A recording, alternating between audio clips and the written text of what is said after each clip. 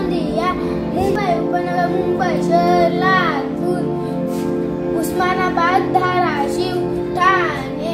महाराष्ट्रातील जिल्हे पुणे, परभणी, यवतमाळ, धुळे, रायगड, रत्नागिरी, सोलापूर, सांगली, सातारा, संभाजीनगर, औरंगाबाद, भंडारा, सिंधुदुर्ग. महाराष्ट्रातील जिल्हे जळगाव, जालना, चंद्रपूर, हिंगोली, बीड, बुलढाणा.